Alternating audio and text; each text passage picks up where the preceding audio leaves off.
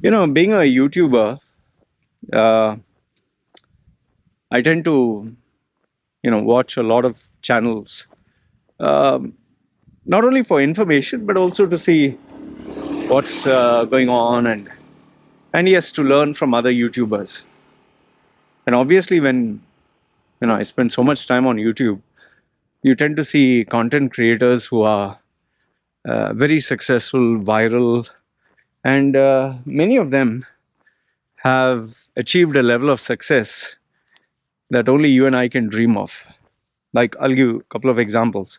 I watch a lot of tech channels. Um, my favorite ones are MKBHD, Dave to D, or Dave to Lee. Then Linus Tech Tips sometimes. Uh, and then even Mr. Who's the Boss. Okay. These are the most popular channels that I watch. Now, the incredible thing about these guys is their subscriber base is over a million. Like, I think MKBHD is 15 million. Mr. Who's the Boss is also ranking that high. These guys are raking in per month close to $100,000, even maybe five, even half a million. Sometimes, like, it's unbelievable. And I'm giving you a modest estimate. They are definitely earning more than a million per month. Okay. Uh, and then when you factor in sponsorship deals, and it's unbelievable. Like, in a year, these guys might make like 20 million, 50 million, 50. I'm giving the highest, and you can calculate somewhere in between, or do a quick Google search and find out how much they're earning. Now, given the fact that I'm also on YouTube, these guys also on YouTube, you tend to compare.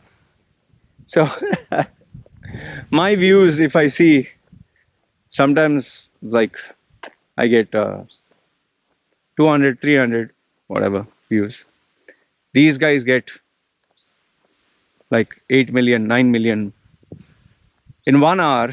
Like, I'm looking at, I check my video, okay, 80 views, 80. In 1 hour, those guys are like, I mean, 200,000 views. Like, you know. So I know you'll say production value, their content. So many factors are there. Fine, I agree. Some will say, man, because your channel is crap. Fine, you're right. My content is what? I'm just walking and giving opinions. But like I told you, there is this human tendency for us to compare. Okay. But now, you know, when I sit and reflect,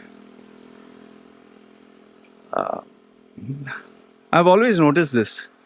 We always like to compare ourselves with someone better than us, richer than us, more money than us.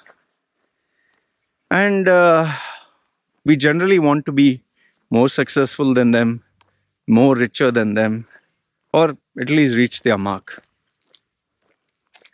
However, have you noticed we never see anyone who is lower than us, more miserable than us, or may not be as happy as us? We always want more, more, more, more. It's called the heuristic treadmill that, we always want. Let's say, for example, if for those who do not know, I'm just giving a rough explanation. Let's say you're earning 1,000 and you live a 1,000 lifestyle. Very soon, you start earning 1,500. So you start living a 1,500 lifestyle. Then you start earning maybe $3,000. Then you live a $3,000 lifestyle. Like, initially, maybe you'll buy just a second-hand Toyota. Then you can afford a brand new Toyota. Then you'll go for, let's say, a Toyota with full options. Then you'll go for second-hand Lexus. Then you'll buy a brand new Lexus. Then you might go for Mercedes. Then you'll go for maybe a Tesla. So every time what you like becomes more expensive, you want to live a better life. So even with me, maybe before I had a second-hand 3-year-old iMac, okay, today I can afford the latest one, and I can buy the latest one every year. And before I had only one machine. Now I have one, two, three, four, five, yeah, 5 machines. Before having a smartphone, only second-hand I could afford. Today I have how many? One, two, three, three, four, five smartphones. I know. Yeah. I also like to splurge. Okay. So we tend to spend more and more and more and more, and we want more. And then the funny thing is, we don't stop. We keep looking at people who have more, and we aspire to want to go more. And this we apply in every area of our life. Subscribers, I want more. Views, I want more. Revenue, I want to generate more. Never ends. So now the question begets, what do we, how do you change this mentality? Or I'm pretty sure if you spend some time and think, you'll be aware of it, but how do you stop this? I think I'll give you an answer. Today, when I went to the gym and I finished my training, I saw this girl. There is this really thin, skinny girl. Like when she wears a loose outfit, she's the caretaker of the gym. You can't make out, her figure, nothing. But one day I saw her wearing really tight, the exercise outfit. She looked beautiful. Oof. She had like a six-pack and, her glutes and body shape. She was really toned, man, really toned. And you could make out she is someone who does exercise frequently. I was very impressed. But I didn't wish her, compliment her, nothing.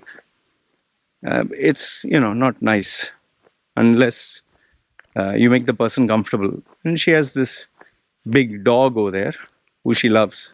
It's a 1-year dog. Obviously was sick and was given medicines. Now it's a slightly aggressive. So she loves that dog very much. She literally hugs it like it's like her child. It's a big dog, slightly big, Thai mixed dog.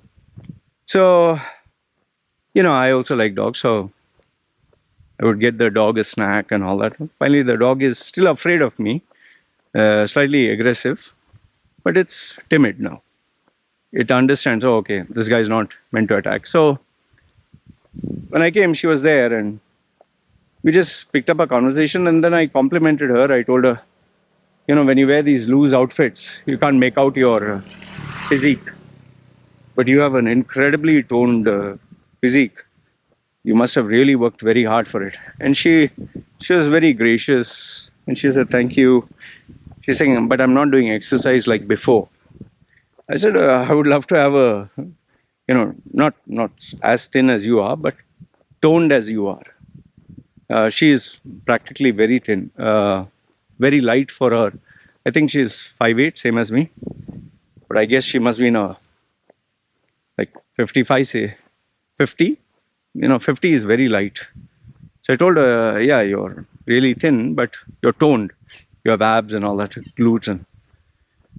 And then she gave me a shocker by telling me that I'm not exercising as much as before. And I said, oh, okay, why is that?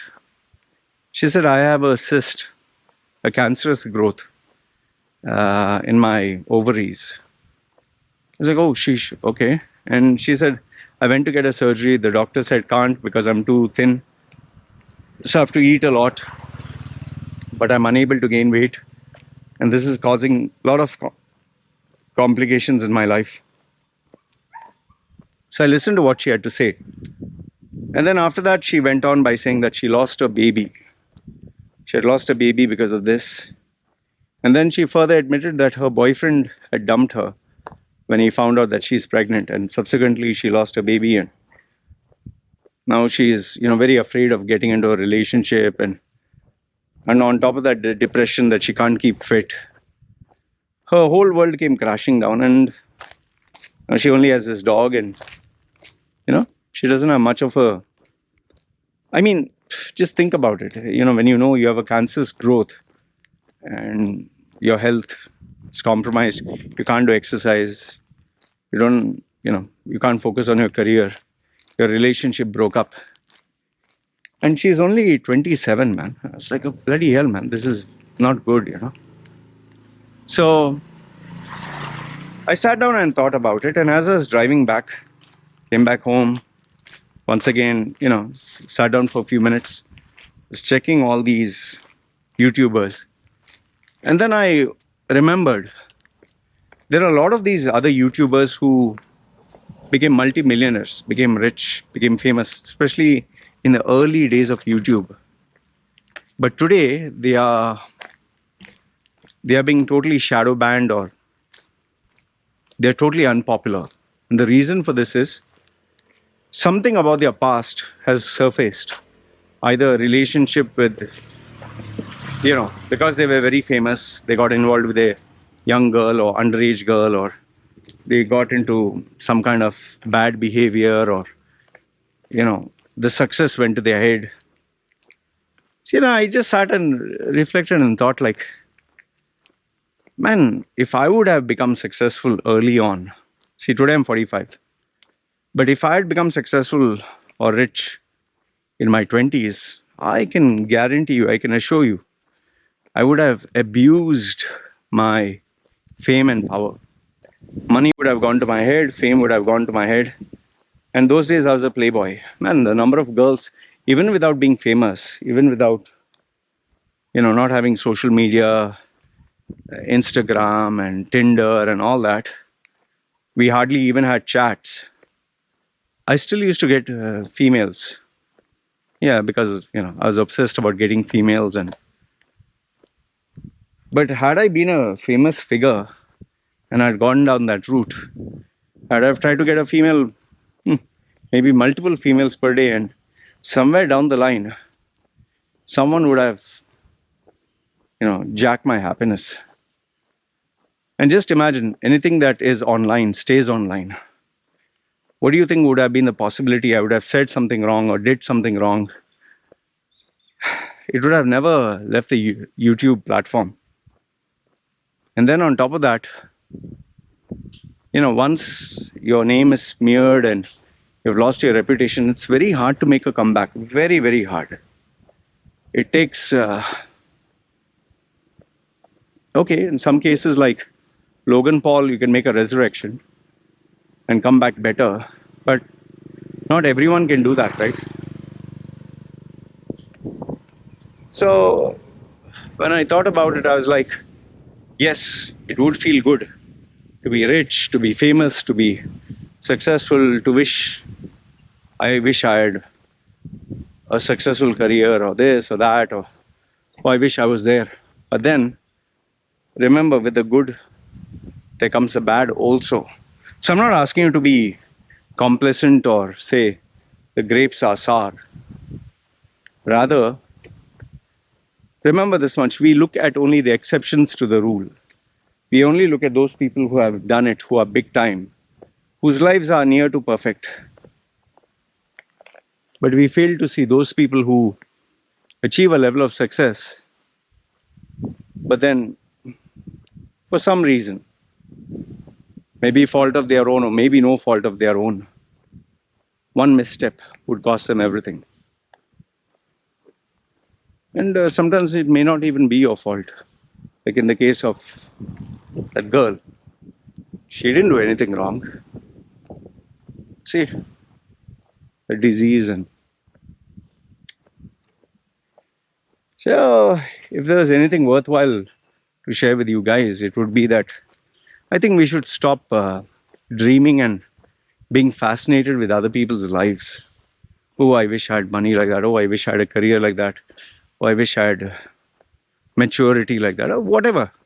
I had brains like that. Or be happy who you are. You're unique. And then don't try to be complacent.